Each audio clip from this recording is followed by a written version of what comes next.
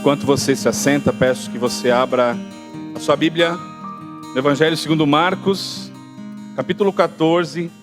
Deixa o dedinho aí no 53, por favor. O óculos está mais embaçado, é mais difícil enxergar com do que sem. Vou deixar ele no cantinho aqui. Está lá na bolsa. Oi? Por favor. Oi? Amém? Muito bem. Antes de a gente iniciar a exposição de hoje, estamos retomando o Evangelho segundo Marcos. Eu queria conversar um pouquinho com você. Geralmente, quando a gente assiste um filme ou uma série, a gente costuma se identificar em algumas pessoas, né? E você é aquele lá, eu sou aquele outro, eu gosto daquele, me identifico com um, com outro. E nós temos falado bastante a respeito do drama, do teatro de Deus da redenção. E muitas vezes eu também ouvi e também pensei, assim como talvez você, que a seguinte expressão: Deus não fala comigo.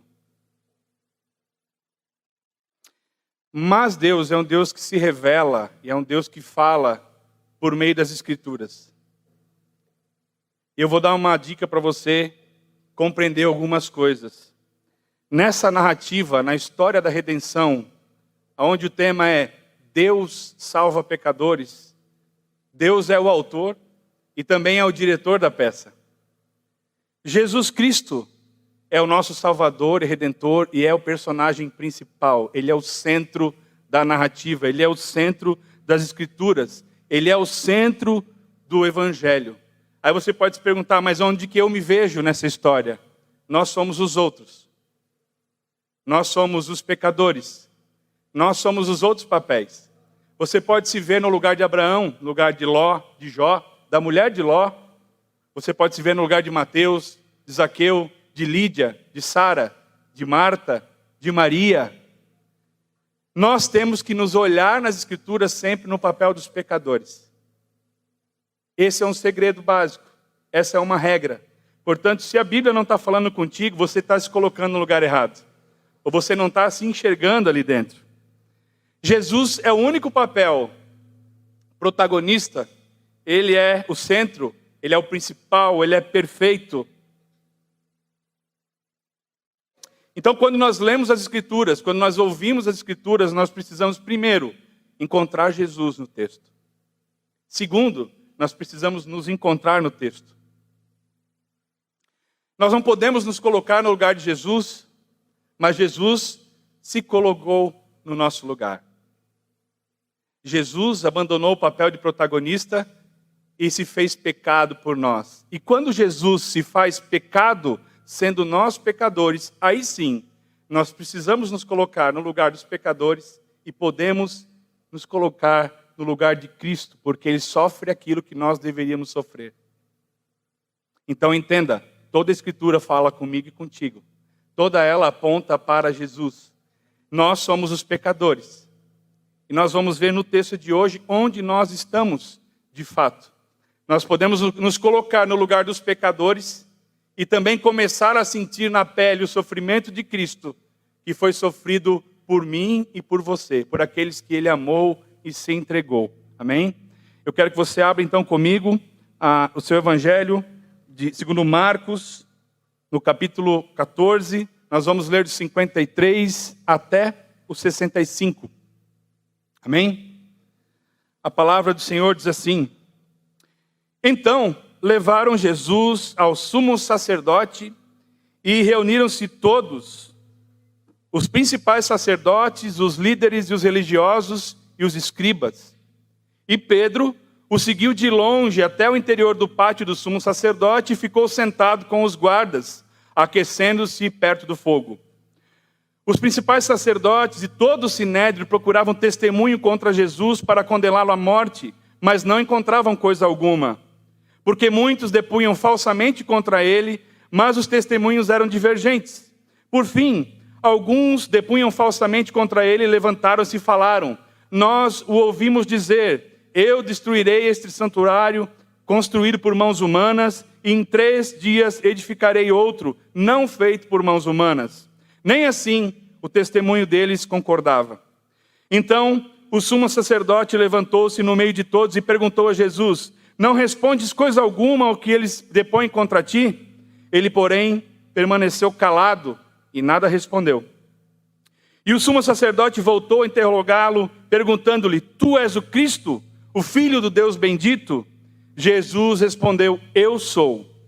E vereis o Filho do Homem assentado à direita do Poderoso, vindo com as nuvens do céu. Então o sumo sacerdote rasgou suas vestes e disse: para que precisamos ainda de testemunhas?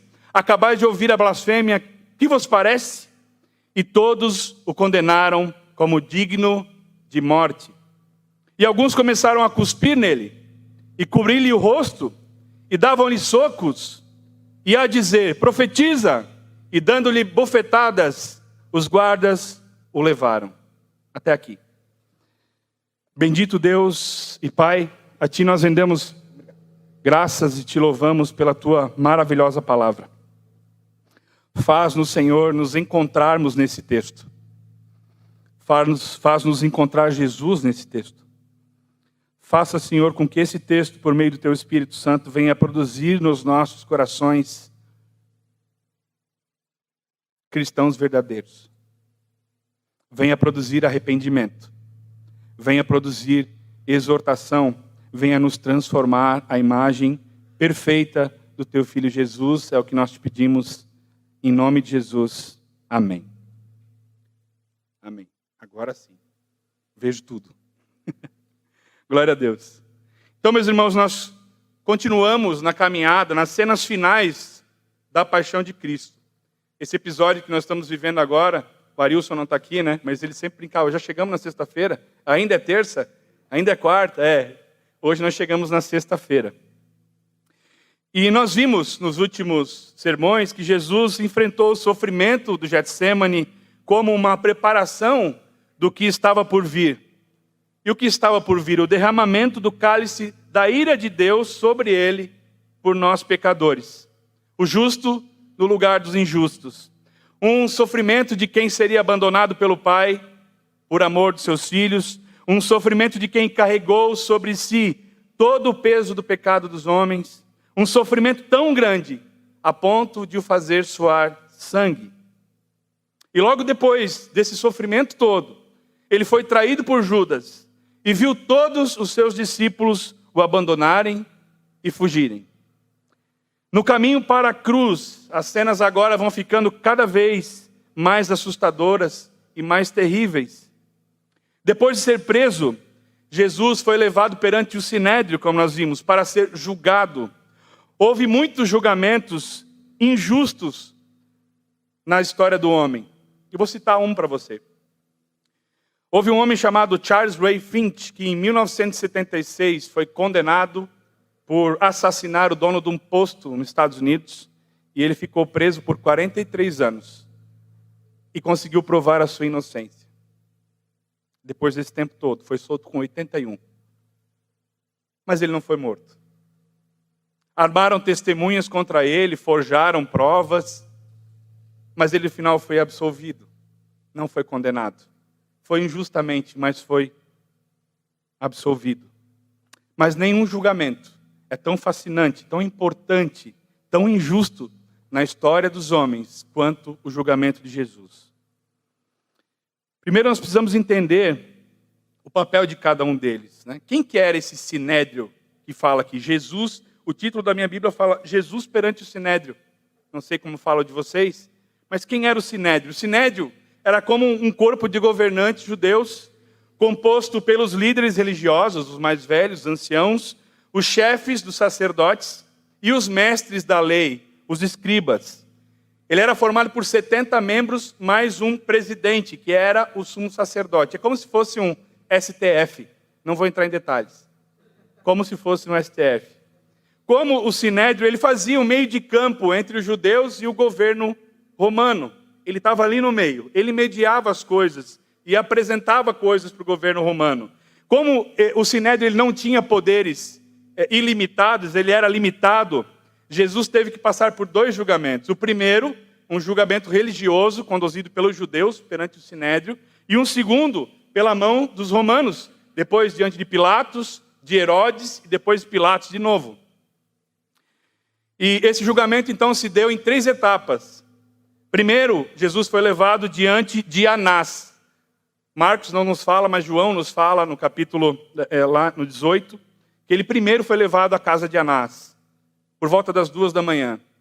Por volta das 3 ele foi levado para a casa de Caifás, que era o sumo sacerdote.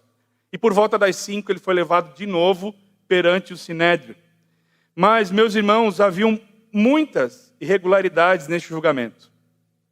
Primeiro, o julgamento deveria ser realizado dentro do templo.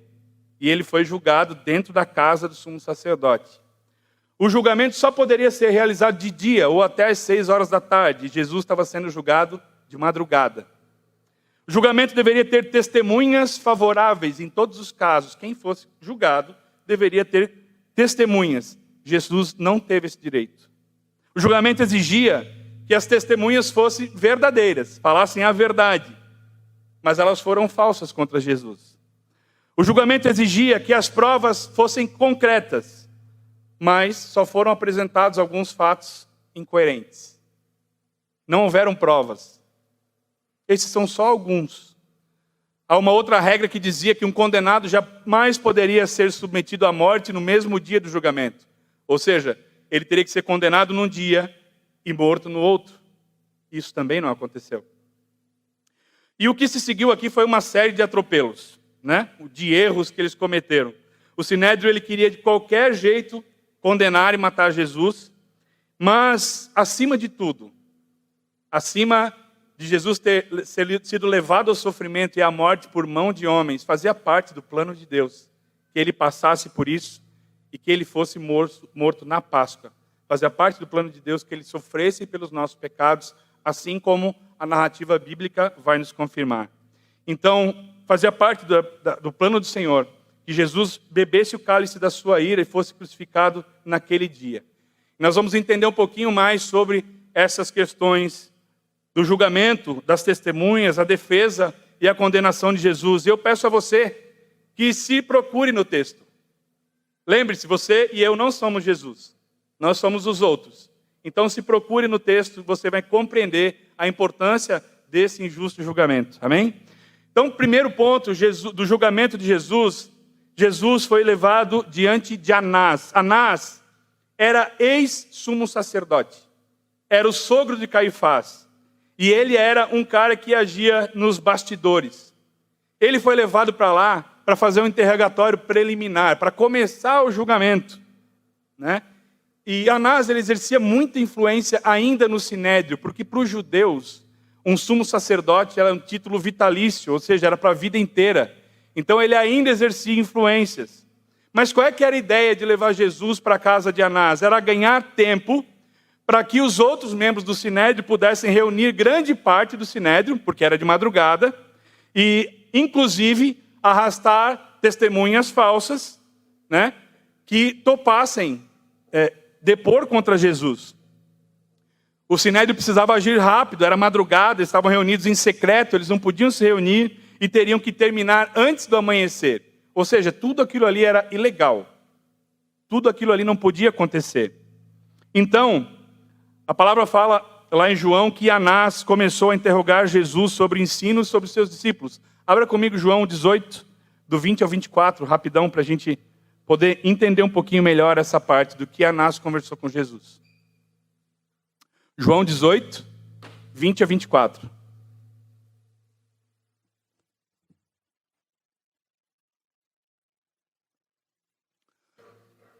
Acharam? Amém. João 18, 20 a 24 diz assim: Anás interrogando Jesus a respeito dos seus discípulos e também dos seus ensinos. E Jesus respondeu: Eu falei abertamente ao mundo, sempre ensinei nas sinagogas e no templo, onde todos os judeus se congregam, nada falei em oculto, por que me interrogas? Pergunta aos que me ouviram o que lhes falei, eles sabem o que eu disse. Tendo dito isso, um dos guardas que ali estavam deu uma bofetada em Jesus, dizendo: é assim que respondes ao sumo sacerdote?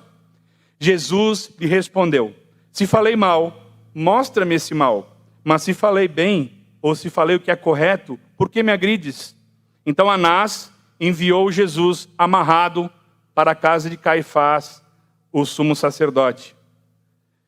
Então, durante esse meio tempo, eles conseguiram reunir boa parte do Sinédrio, cerca de 2/3, não eram todos, o que também era errado, porque o Sinédrio deveria estar reunido nos seus 70 membros, e levaram Jesus até a casa de Caifás, o que é errado também, porque ele tinha que ser levado para o templo. Caifás era conhecido como um homem manipulador, oportunista e dissimulado. Caifás presidiu o julgamento seguindo o plano arquitetado para condenar Jesus. O Sinédrio não tinha poderes para poder condenar ninguém à morte. Contudo, ele podia preparar uma acusação e levar ao púlpito romano, aos romanos, para que fosse julgado e condenado. Então foi isso que o Sinédrio fez. Mas, apesar do julgamento, a sentença já estava determinada, só faltava executá-la. Eles eram movidos pela inveja, pela mentira, pelo engano, pela violência. Quantas vezes já tentaram matar Jesus? Eles não buscavam a verdade, eles buscavam evidências para condenar Jesus. Eles seguiam quebrando todas as suas próprias leis para condenar Jesus de qualquer jeito. E aí eu nos pergunto, nessa noite, quantas vezes, assim como o Sinédrio, nós nos apressamos a julgar as pessoas? Quantas vezes, assim como Anás, como Caifás, nós queremos dar um jeito para que a nossa vontade seja feita do jeito e quando eu quero? Quantas vezes nós fizemos isso? Quantas vezes nós agimos como Caifás em favor da nossa causa própria? E como todo julgamento, inclusive esse, eram necessárias testemunhas. Então vamos falar das testemunhas. Primeiro, as testemunhas foram arranjadas. Começou bem, né? Perante a lei era necessário o testemunho de 2 pessoas concordantes para condenar alguém.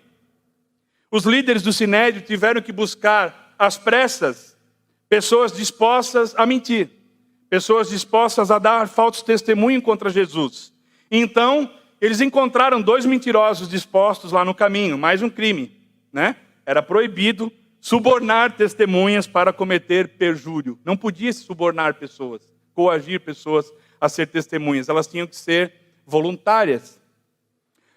Mas era preciso de qualquer jeito arrumar uma acusação para fortalecer o julgamento do Sinédrio e levar Jesus até os pés de Pilatos, como aconteceu.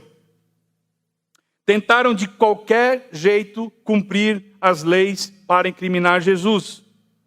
Mas como as testemunhas eram falsas, os discursos eram divergentes. Como elas eram falsas, os testemunhos não estavam batendo. Cada testemunho contava uma história diferente para acusar Jesus, e as histórias não concordavam entre si, não estava batendo. E o julgamento então estava emperrado e sem prova nenhuma, ainda não tinha nada, porque não estava andando, estava funcionando. Até que as falsas testemunhas surgiram com uma nova denúncia. Disseram que ouviram Jesus planejando destruir o templo. Estavam falando do templo de Jerusalém, o templo construído. Lá no 58, no versículo 58, você pode ler comigo, diz assim: ouvimos Jesus dizer: eu destruirei esse santuário, construído por mãos humanas, e em 3 dias edificarei outro, não feito por mãos humanas. Imagina o tamanho da ofensa para um judeu ouvir de alguém que vai destruir o seu templo. Aquilo que era o símbolo do poder, o símbolo da presença de Deus, a riqueza dos judeus ficava lá dentro. Aquilo era uma ofensa gigante. Era o maior símbolo que eles tinham de poder. Mas nunca foi disso que Jesus falou. Jesus disse: destruirei este santuário e eu o levantarei em 3 dias. João vai dizer para nós, lá em João 2:21, assim: mas o santuário ao qual ele se referia era o seu corpo. Ele nunca falou do templo, ele falou de si mesmo. Destruirei esse templo e o reconstruirei em 3 dias. que aconteceu aqui? As falsas testemunhas tentaram distorcer o que Jesus falou, acrescentando palavras ao que Jesus falou. Mesmo assim, as histórias ainda eram incoerentes e não havia motivo para condenar Jesus.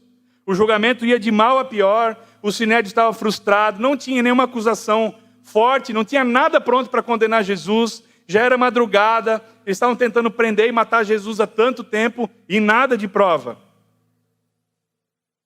O julgamento inteiro era uma farsa. A prisão ela foi armada por subornar Judas, por 30 moedas de prata.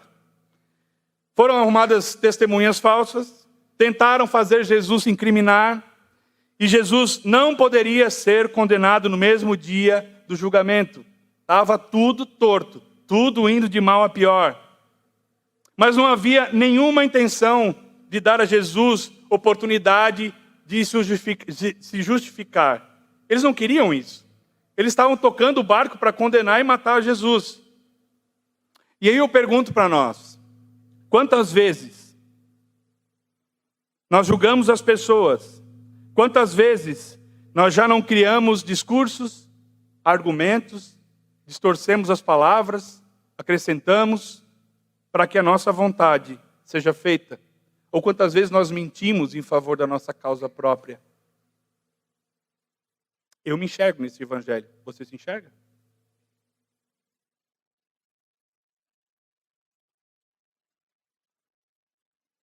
E qual foi a reação de Jesus diante dessas acusações tão duras? Qual foi a resposta dele diante dessas acusações?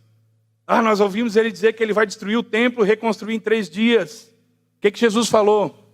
Nada. Durante as falsas acusações, Jesus permaneceu em silêncio.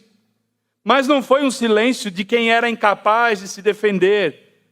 Foi um silêncio de julgamento. Um silêncio profético. Assim ele cumpria a profecia que está em Isaías 53. Como ovelha muda, foi levada perante os seus tosqueadores, e ele não abriu a boca como um cordeiro. O silêncio de Jesus mostrava a certeza do controle soberano do Pai sobre todas as coisas. O silêncio de Jesus demonstrava a sua submissão à vontade de Deus. O silêncio de Jesus não foi uma demonstração de ignorância, mas de sabedoria. É como diz lá em Provérbios 23, 9. Não fale aos ouvidos do insensato, porque desprezará a sabedoria de suas palavras. E aqui nós temos uma lição. Não perca tempo com pessoas insensatas. Ela vai desprezar a sabedoria das tuas palavras. A gente não tem que discutir com todo mundo. Não tem que levantar voz para todo mundo, não tem que argumentar com todo mundo. Não discuta com o insensato. Aprendamos com Jesus. E esse silêncio de Jesus calado, e eles perguntando, acusando, e Jesus calado, estava deixando eles bem loucos mesmo. Mas não poderia parar por aí, porque eles tinham um plano de matar e condenar e matar Jesus. Eles não estavam contentes com o que estava acontecendo. Então, diante desse silêncio, Caifás pergunta, lá no 61, tu és o Cristo, o Filho do Deus bendito? E Mateus 26, 63 detalha um pouquinho melhor. Ele diz assim, ordeno, Caifás falando para Jesus, ordeno que jures pelo Deus vivo e nos diga se tu és o Cristo, o Filho de Deus. Essa pergunta era a pergunta decisiva. Ele perguntou, você realmente alega ser o Cristo, o Filho de Deus? Se Jesus recusasse a responder, ele estaria descumprindo a lei, porque a lei diz que a gente deve falar a verdade. Se ele dissesse, não sou eu o Cristo, ele estaria mentindo. O que Jesus disse? Ele disse a verdade, mesmo sabendo que seria acusado de blasfêmia. E também nós temos outra lição. Nós precisamos ser verdadeiros e falar a verdade, mesmo que isso nos custe alguma coisa. Diante da verdade, nós não podemos nos calar, nós precisamos falar. A verdade existe para ser dita. E diante dessa afirmação de Caifás, Jesus rompe o silêncio e reage com uma maravilhosa declaração. Ele disse: eu sou. Tu és o Filho do Deus bendito. Ele disse: eu sou. Eu sou é uma referência ao nome de Deus no Antigo Testamento, desde lá de Moisés, em Êxodo 3:6, ele vai falar: Senhor, quem tu és? Diga que eu sou. Eu sou é o nome de Deus. Jesus disse: eu sou, significando sim, de fato, eu sou o Cristo, o Filho do Deus bendito. Nós vemos ao longo de Marcos, que nós temos ouvido as exposições, que Jesus já havia se declarado várias vezes como Filho de Deus. Também havia se revelado como Filho de Deus para os líderes religiosos, várias vezes. Na parábola da vinha e dos lavradores, onde Jesus fala que o pai era o dono da vinha, e o filho foi enviado, e os lavradores o mataram. Jesus falou que era o Filho do Senhor, o herdeiro da vinha. Ele já havia falado que ele era o Cristo, o Filho do Deus vivo. Mas agora, ele declara abertamente, claramente, que ele é o Messias prometido, que ele é o Filho de Deus. Mas ele não declara só isso. Leia comigo o resto, lá no 62. Ele fala: eu sou, ponto. E vereis o Filho do Homem assentado à direita do Poderoso, vindo com as nuvens do céu. Da mesma maneira como Daniel profetizou sobre a volta do Filho do Homem. Daniel vai falar lá em Daniel 7, 13 e 14. Eu estava olhando nas minhas visões noturnas e vi alguém parecido com o Filho do Homem, vinhas nas nuvens do céu. Ele se dirigiu ao ancião bem idoso e a ele foi levado. Foi-lhe dado domínio e glória e um reino para que todos os povos, nações e línguas servissem. O seu domínio é um domínio eterno que não passará, e o seu reino é tal que não será destruído. Da mesma maneira como Davi cantou no Salmo 110:1, o Senhor disse ao meu Senhor: assenta-te à minha direita até que eu ponha os teus inimigos debaixo dos teus pés. E assim Jesus estava citando Daniel, e os judeus conheciam Daniel. Jesus estava vendo todo o caminhar da história, meus irmãos. Ele vê a sua morte, ele vê a sua ressurreição, ele vê a sua ascensão, ele vê a sua coroação à direita do Pai, ele vê o derramar do seu Espírito depois no Pentecostes, ele vê o seu retorno glorioso para as nuvens, cheio de poder e glória. Então Jesus respondeu firmemente, mesmo sabendo que a resposta significava a sua morte. Ele respondeu: sim, eu sou o Cristo, o Filho do Deus bendito. Ele não titubeou em falar a verdade, pois ele tinha total confiança no triunfo final, naquilo que o Senhor tinha preparado para ele. Mais uma vez ele fala sobre a sua segunda vinda, mas agora não mais de humilhação, não mais como o servo sofredor, mas como o Senhor e juiz, poderoso e glorioso. E eu pergunto para nós, quantas vezes nós nos esquecemos que Jesus, que pagou pelos nossos pecados, é Deus. Que Ele é poderoso, glorioso, que Ele vela e intercede por nós. Que Ele deu o seu sangue na cruz por aqueles que nele creem. Quantas vezes nós lembramos de Jesus como um símbolo, como um medalhão? Quantas vezes nós esquecemos de Jesus? Que Ele é Deus Filho, o Filho do Deus bendito, todo-poderoso, cheio de glória. Quantas vezes nós nos esquecemos? E nós nos lembramos, quando a coisa aperta, quando a corda rói, aí a gente se lembra. E durante o dia, será que nós somos muito diferentes do Sinédrio? E depois dessa declaração maravilhosa do Senhor, nós vemos o veredito do Sinédrio. Eles chegam finalmente a uma conclusão. Agora tinha uma acusação. Jesus foi acusado de falar a verdade. Então o sumo sacerdote, 63, 64. Então o sumo sacerdote rasgou as suas vestes e disse: para que precisamos ainda de testemunhas? Acabais de ouvir a blasfêmia. As palavras de Jesus causaram alvoroço, indignação, e Caifás o acusou de blasfêmia. Mas não pelo fato de Jesus ter se apresentado como Messias, porque vários outros já tinham feito isso, mas porque ele disse que era filho de Deus. E sendo filho de Deus, ele se declarou divino, porque ele se apresentou como cumprimento da profecia de Daniel que nós vimos antes. E eles conheciam essa profecia. Para Caifás, então, ele era culpado de blasfêmia. Ele era culpado de não ser o filho de Deus, quem ele era, e quem ele afirmou ser verdade. E essa blasfêmia deveria ser punida com a morte. Diante dessa declaração, então, Caifás rasgou as suas vestes, que era um tipo de segunda pele que ficava embaixo da estola, tipo um pijama. Ele rasgou essas vestes de indignação. Rasgar as vestes era um sinal de profunda tristeza, indignação e reprovação. E ele usa esse gesto dramático para mostrar quão abominável era aquela declaração. Olha aí, esse aqui na minha frente dizendo que é Jesus, que é Cristo, o Filho de Deus. Mas aqui não tinha nada de abominável nem nada. Aqui havia um monte de hipocrisia da parte de Caifás. Ele estava bem satisfeito, bem feliz que ele chegou no motivo de condenação, cheio de satisfação maligna por ter conseguido arrancar algo condenável de Jesus, mesmo sendo verdade. E qual foi a decisão do Sinédrio, então, diante dessa declaração de Jesus? Eles condenaram Jesus por blasfêmia, por causa dos seus corações depravados, porque esses juízes perversos não acreditaram na verdade.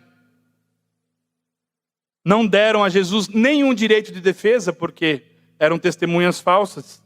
Eles estavam cegos pelo próprio ódio. Todos os que estavam presentes condenaram Jesus como sendo merecedor de morte. Condenaram Jesus porque não acreditaram que ele era verdadeiramente o Filho de Deus, o que ele é. Lembra? Veio para os seus e não receberam? Aqui. Não receberam, o acusaram de mentiroso e o condenaram à morte. Agora sim. Agora o Sinédrio tinha a faca e o queijo na mão. A declaração de Jesus e a confirmação de blasfêmia para acusar Jesus e levá-lo para as autoridades romanas. Agora sim eles poderiam levar eles diante de Pilatos. E depois nós vemos também o desprezo do Sinédrio. Depois de condená-los por blasfêmia, o que segue são atos de crueldade. As cenas que já eram injustas, que já eram difíceis de engolir, elas começam a se tornar agora vergonhosas. Embora Roma proibisse que o Sinédrio exercitasse qualquer penalidade de morte, os seus membros manifestaram a sua ira contra Jesus. Eles começaram a cuspir, eles começaram a dar socos, eles começaram a chutar, começaram a zombar de Jesus. E cuspir em alguém era o maior ato de desprezo, de repulsa e de zombaria naquele tempo. Literalmente, cuspir na cara de alguém era pior do que espancar alguém. Para que nós possamos entender tamanho desprezo. E não pararam por aí. Eles cobriam o rosto de Jesus com um pano para que ele não enxergasse e batiam nele e diziam assim: adivinha quem te bateu? Se tu és o Cristo, o Filho do Deus vivo. Adivinha?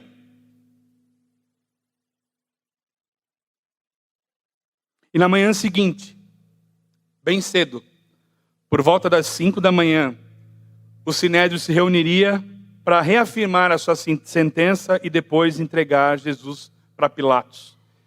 Eles fizeram de conta que nada aconteceu de madrugada, que eles se reuniram só de manhã cedo, todo o Sinédrio, já condenaram e levaram para Pilatos.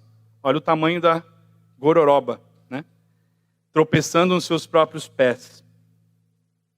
Tudo isso, o nosso Senhor Jesus sofreu e suportou por nossa causa, pelos nossos pecados. E infelizmente, daqui para frente, as cenas vão piorar, e muito. É só o começo do sofrimento. Não foi Jesus sendo levado para a cruz que causou o sofrimento. Foi o sofrimento de Jesus que o levou para a cruz. Primeiro ele sofreu. Depois ele foi morto. E as coisas vão piorar bastante.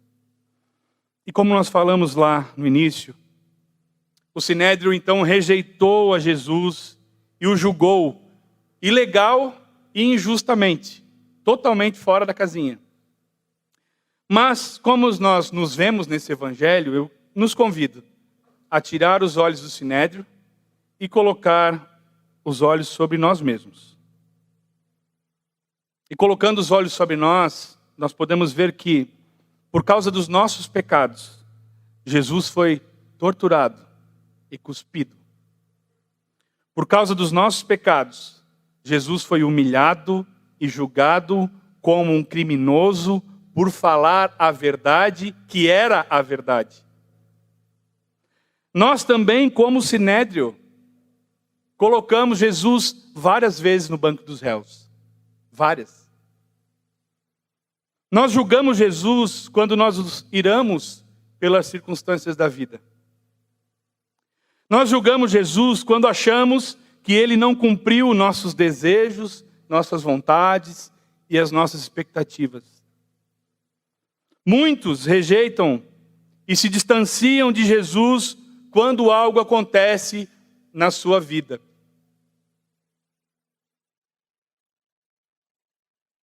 Com frequência, Ele é julgado pelas pessoas por quem Ele verteu o seu precioso sangue e os redimiu. Reflita, por quais motivos eu e você temos colocado Jesus no banco dos réus?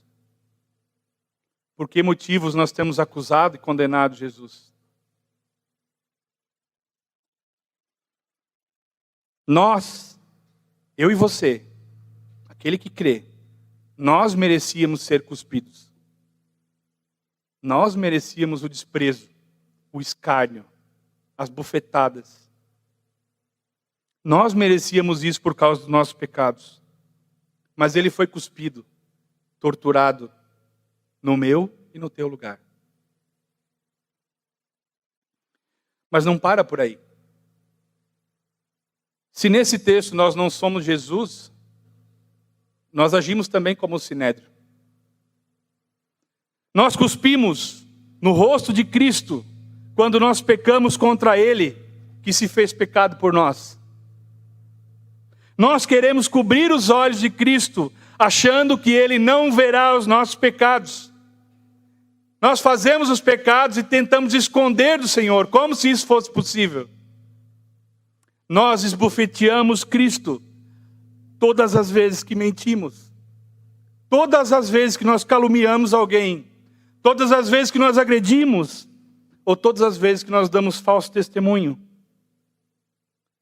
Nós entristecemos a Cristo todas as vezes que nós não lutamos, que nós falamos mal da igreja, que nós não brigamos pelo Evangelho, por amor de Cristo, por quem Ele foi crucificado.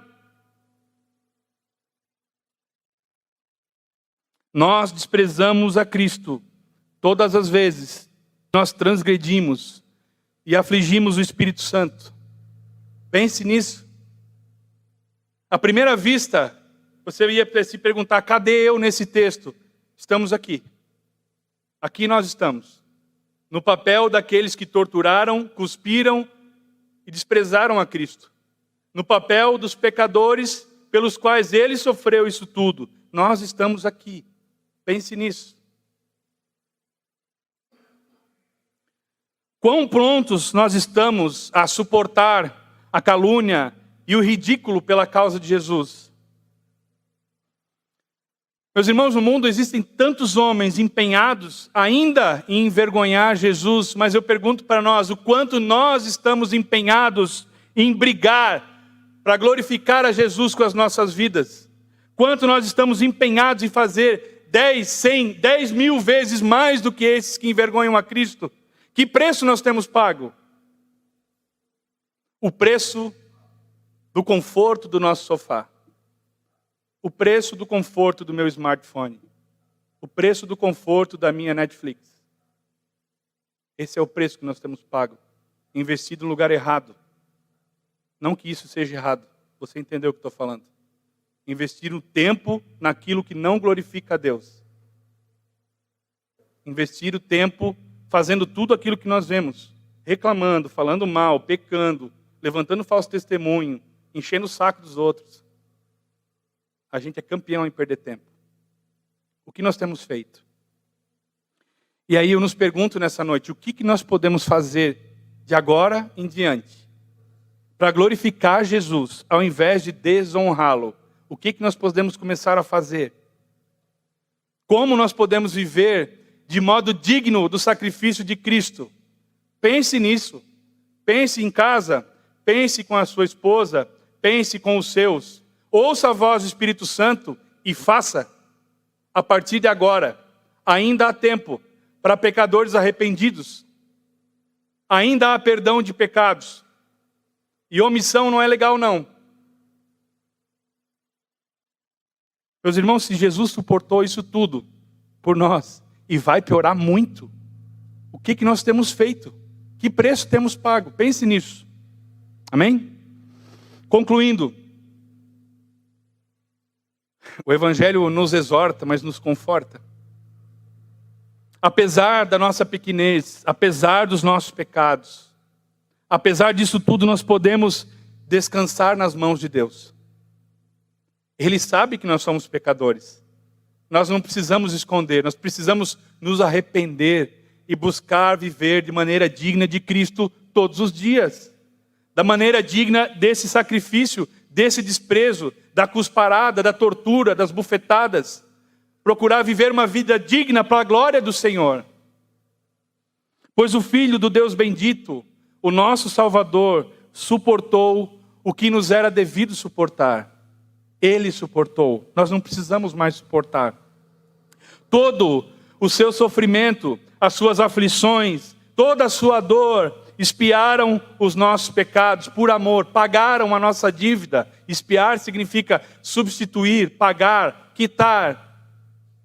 O rosto de Jesus, o Salvador, cuspido, significa um rosto limpo para nós diante de Deus. As falsas acusações contra Jesus significa que não há mais nenhuma condenação para aqueles que estão em Cristo Jesus. A sentença da morte de Jesus significa para nós vida, vida eterna e vida em abundância. Louvado seja o nosso Senhor. Amém? Peço que você se coloque de pé, por favor.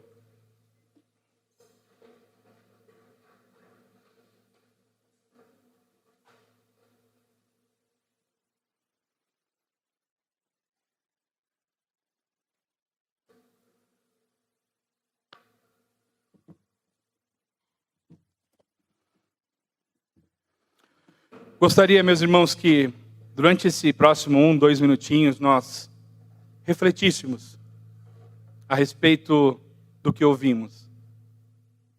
Gostaria que você, assim como eu, quebrasse o seu orgulho, permita-se ser sondado pelo Espírito Santo de Deus. Ele é aquele que nos mostra, nos convence do pecado, da justiça e do juízo do Senhor. E eu queria que você pensasse em 2 perguntas. A primeira, o que eu tenho feito do Filho de Deus bendito? O que eu tenho falado? O que eu tenho feito por Ele? E a segunda é, o que eu posso fazer por Ele a partir de agora? Não de daqui a pouco. Não de sair daquela porta e esquecer do sermão, não. Que essa verdade venha ecoar no teu coração, produzindo transformação. Quando a palavra diz que nós temos que ser transformados à imagem e semelhança de Cristo, significa sermos cada vez mais parecidos com Cristo Jesus.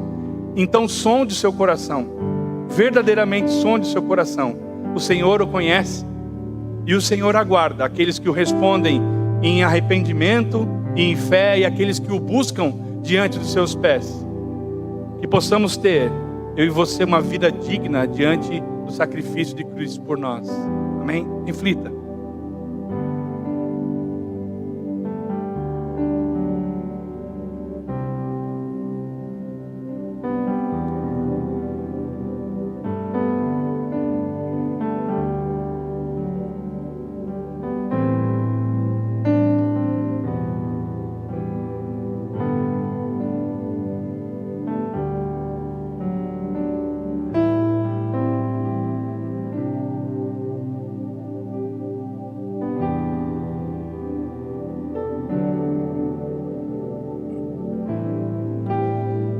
Bendito és tu, Senhor Jesus.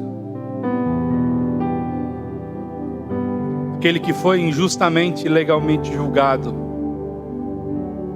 pelas mãos dos pecadores, assim como nós.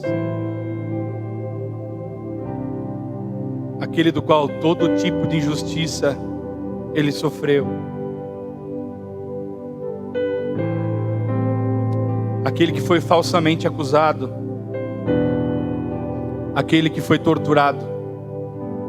Aquele que foi desprezado, cuspido, esbofeteado pela nossa causa, por nossa causa, por amor aos filhos de Deus. Nós nos achegamos diante de Ti, Senhor, pedindo perdão pelos nossos pecados. Perdão porque muitas vezes fomos como o Sinédrio.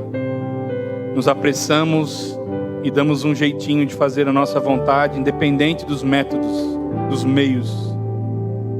Perdão porque nós nos apressamos em julgar, em manipular, em humilhar.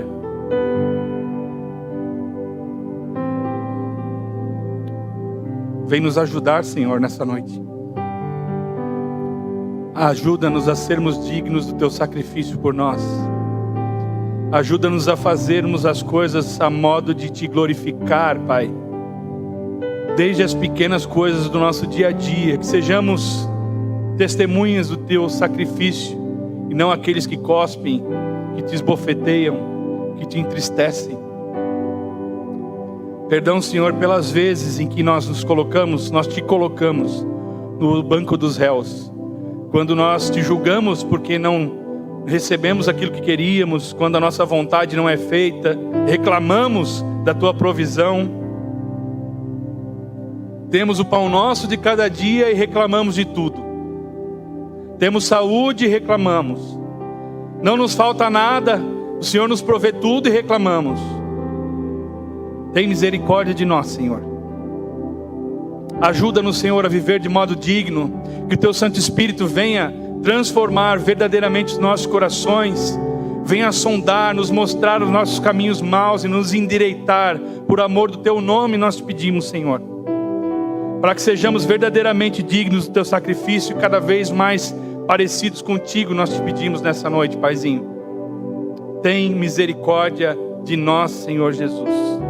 Tem misericórdia de nós. E muito obrigado. Obrigado porque o Senhor suportou, como ovelha muda diante dos tosqueadores, tudo aquilo que nos era devido, pelo amor dos filhos de Deus. Obrigado, Senhor, porque o Senhor levou sobre si os nossos pecados e o castigo que nós deveríamos sofrer. O que nos resta agora é Te adorar. O que nos resta é Te adorar. Que possamos viver uma vida de real adoração em todo o tempo, Pai, para a honra e glória do Teu nome. Amém.